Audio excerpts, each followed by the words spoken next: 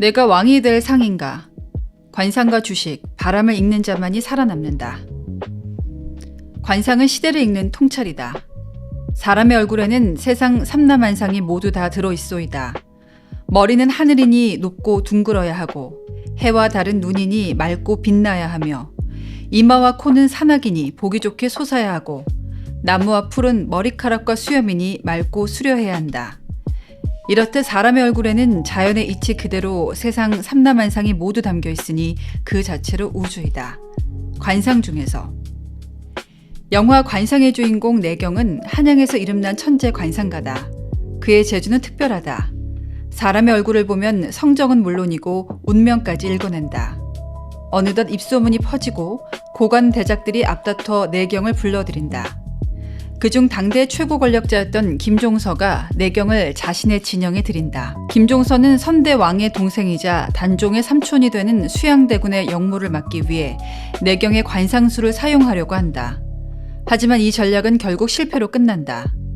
수양은 반정을 성공시키고 마침내 조선을 손에 쥔다. 모든 것을 지켜본 내경은 허탈한 표정으로 한명회에게 말한다. 나는 사람의 얼굴을 봤을 뿐 시대의 얼굴을 보질 못했소. 시시각각 변하는 파도만 본 격이지. 바람을 보아야 하는데 파도를 만드는 건 바람인데 말이오. 내경의 이 대사는 영화의 핵심을 꿰뚫는다. 내경은 개인의 관상, 다시 말해 나무는 볼 줄 알았다. 하지만 그들이 살아가는 시대, 즉 숲은 보지 못했다. 역사의 흐름과 권력의 바람이 어디로 부는지를 놓치고 만 것이다. 이 고백은 관상 속 내경의 후회로 끝나지 않는다.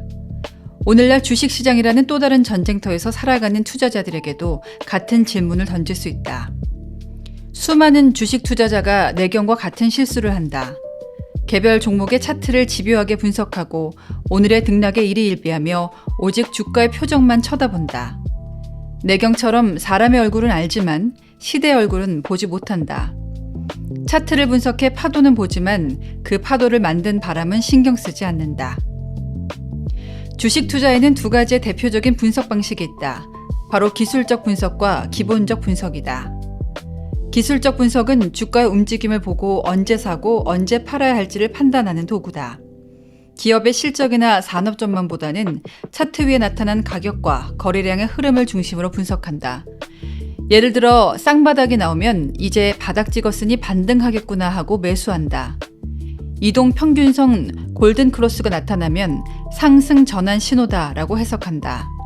거래량이 급증하면 세력이 들어왔다며 관심을 가진다. 저항선을 돌파하면 매수, 지지선이 무너지면 매도를 고려한다. 이처럼 반복되는 패턴과 신호를 통해 매매 타이밍을 포착하는 것이 기술적 분석이다. 그러나 차트는 어디까지나 파도일 뿐이다. 많은 투자자가 차트에 익숙해지면 뉴스도 안 보고 기업의 실적도 안 보고 오로지 그림만 잘 보면 된다는 착각에 빠진다. 파도를 만드는 건 바람이라는 사실을 잊어서는 안 된다. 금리, 유동성, 정책, 기업의 경쟁력 같은 근본적인 바람이 파도의 방향과 크기를 결정한다. 아무리 차트가 좋아 보여도 금리가 오르거나 정부가 규제를 걸거나 유동성이 빠지면 파도는 순식간에 뒤집힌다. 기술적 분석은 지금 어떤 파도가 오고 있는지를 보여주지만 왜 그런 파도가 생겼는지와 앞으로 어디로 갈지는 말해주지 않는다. 기본적 분석은 기업의 재무 상태, 사업 모델, 산업 환경을 종합적으로 분석함으로써 주가가 적정한지를 판단하는 방법이다. 크게 경제 분석, 산업 분석, 기업 분석의 순서로 나눈다. 위에서 아래로 내려오는 기업 분석 방식을 톱다운 접근법이라고 부르는데 내가 대한민국 주식을 분석할 때 선호하는 방식이다. 시장에서 가장 먼저 봐야 하는 것은 바람의 방향이다. 이는 금리, 유동성, 환율, 국제 정세 등의 거시 환경에 따라 결정된다. 금리가 낮아지면 돈은 성장주로 향하고 유동성이 줄면 고평가 자산이 먼저 타격받는다. 환율이 출렁이면 수출주와 내수주의 희비가 갈리고 지정학적 리스크는 안전자산 선호로 이어진다. 그래서 투자의 출발점은 늘 같은 질문이다. 지금 시장에서 바람은 어디로 불고 있는가? 바람이 불 때 연을 날려야 하고 물이 들어올 때 노를 저어야 한다. 그 타이밍을 읽기 위한 첫걸음이 경제 분석이다. 예를 들어보자. 2020년 3월 코로나19 팬데믹이 전 세계를 덮쳤다. 이로 인해 전 세계 경제가 멈춰버렸다. S&P 500 지수는 단 한 달 만에 35% 가까이 폭락했다. 제2차 세계대전 이후 역사상 고점에서의 낙폭 기준으로는 네 번째 급락이었다. 그러자 2020년 3월 23일 연준은 기준금리를 0%로 낮추고 국채와 MBS를 무제한 매입하겠다고 발표했다. 시장에 돈을 퍼붓겠다는 신호였다. 그날이 S&P 500의 바닥이었다. 이후 단 5개월 만에 지수는 코로나19 이전의 고점을 회복했고 1년 만에 사상 최고치를 갈아치웠다.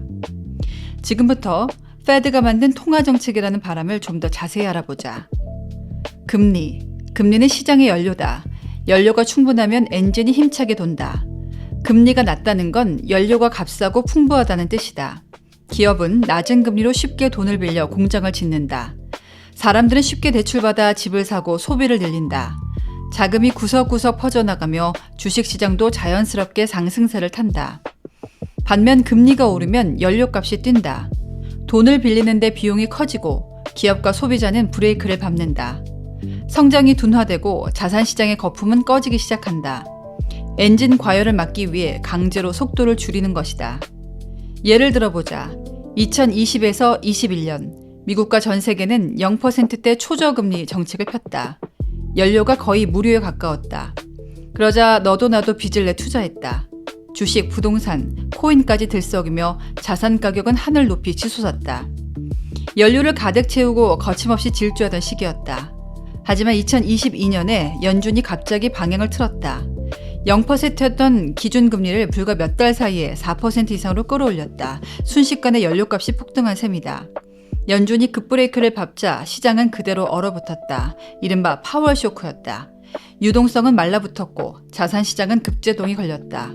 이로 인해 수많은 투자자가 엔진이 꺼진 차 안에 갇히고 말았다.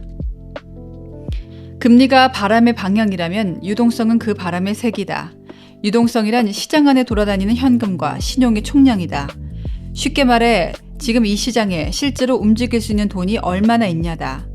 같은 금리 환경에서도 이 돈이 많으면 자산 가격은 올라가고 적으면 아무리 좋은 재료가 있어도 잘 움직이지 않는다.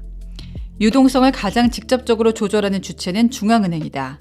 특히 연준의 자산정책, 즉 QE와 QT는 시장에 돈을 넣느냐 빼느냐를 결정하는 유동성 수도꼭지다. 환율은 국내 시장의 수급 흐름, 특히 외국인의 투자 방향을 결정하는 중요 변수다. 역사적으로 원화가 강세일 때 한국 주식도 강세를 보였다. 이유는 간단하다. 원화 강세는 달러 대비 원화 가치가 상승해 외국인이 한국 주식을 보유하는 쪽이 유리한 환경이라는 것을 의미하기 때문이다. 가령 1달러에 1,400원이던 환율이 1,200원으로 하락한다고 가정해보자. 이런 원화 강세 국면에서는 환율이 1,200원이 되기 전에 지금 10만 달러로 1억 4천만 원어치 한국 주식을 빨리 사는 것이 외국인 투자자에게 유리하다. 그래서 한국 주식이 상승한다. 반대로 원화 약세 국면에서는 외국인이 자금을 뺀다. 1,200원이던 환율이 1,400원이 되면 환차손 위험이 커져서다. 실제로 2022년에서 2023년 초 원달러 환율이 1,400원대를 넘기며 외국인 순매도세가 이어졌고 한국 증시는 큰 폭의 조정을 겪었다. 결론적으로 환율은 외국인 수급이라는 바람을 타느냐 역풍을 맞느냐를 가늠하는 나침반이라고 하겠다. 경제의 방향을 읽었다면 그 다음으로 그 바람을 타고 올라탈 산업과 기업을 골라야 한다. 이때 성장 가능성, 규제 환경, 경쟁 구조를 봐야 한다. 돈이 몰리는 산업에는 다 이유가 있다. 2020년부터 21년에 전 세계는 코로나19 팬데믹 이후 친환경 전환이라는 거대한 흐름을 맞이했다. 미국 바이든 행정부는 출범 직후 인플레이션 감축법을 추진하며 전기차, 태양광, 풍력, 배터리 산업의 대규모 세액 공제와 보조금을 약속했다. EU는 탄소 중립 2050을 선언하고 유럽 그린딜 정책을 통해 친환경 산업 투자에 수천억 유로를 투입했다. 그 결과 친환경 기술과 인프라로 돈이 몰렸다. 산업의 중심축이 화석 연료에서 신재생 에너지로 넘어가기 시작한 것이다. 그 중심에 선 회사가 테슬라였다. 테슬라는 화석 연료를 쓰지 않는 전기차, 태양광과 에너지 저장 장치, 자체 배터리 생산과 수직 계열화 전략까지 친환경 생태계를 통째로 구축하는 회사였다. 테슬라의 수장 일론 머스크는 에너지 전환을 주도하는 혁신가로 평가받았고 테슬라의 주가는 2020년 한 해에만 8배 이상 상승했다. 같은 해 12월에는 S&P 500 지수에 편입되며 전 세계 기관 투자자들도 테슬라를 포트폴리오에 편입했다. 하지만 스토리가 좋다고 무턱대고 주식을 매수하면 안 된다. 실적이 따라오는지를 반드시 살펴야 한다. 루시드, 리비안, 니오 같은 신생 전기차 기업들은 생산 원가와 고정비 부담에 시달리며 매분기 적자를 내고 있는 상황이다. 심지어 글로벌 완성차 업체들조차 전기차 사업만 떼어놓고 보면 대부분 적자다. 반면 테슬라는 전기차를 대량 생산하면서도 꾸준한 흑자와 높은 이익률을 기록하는 유일한 기업이다.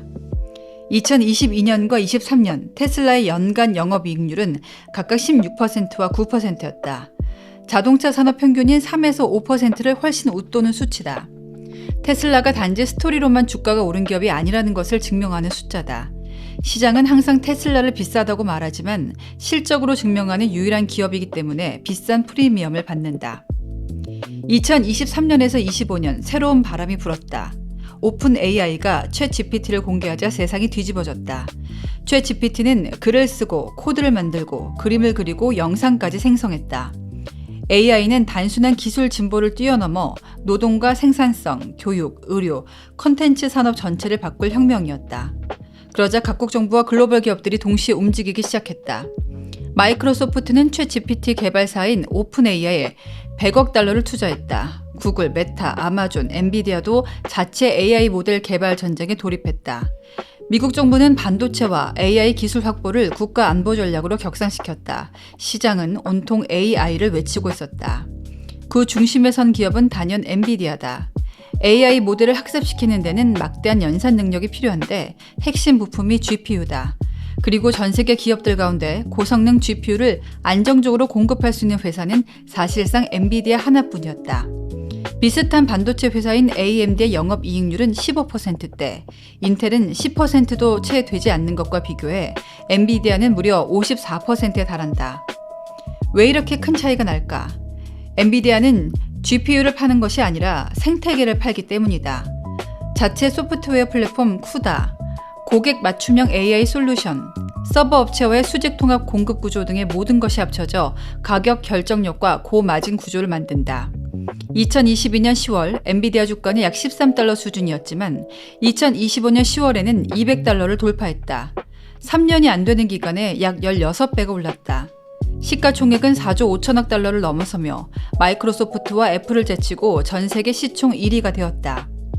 기본적 분석에서 가장 중요한 것은 가치평가를 뜻하는 밸류에이션이다. 밸류에이션은 이 기업이 지금 얼마짜리인가를 따지는 일이다. 우리가 물건을 살 때 이곳저곳 비교해서 사는 것과 마찬가지다. 아무리 좋은 기업이라도 비싸게 사면 수익이 안 나고 조금 부족한 기업이라도 싸게 사면 돈을 벌 수 있다. 그래서 밸류에이션은 기본적 분석의 종착점이자 실제 매수 매도 판단을 내리는데 가장 결정적인 기준으로 작용한다.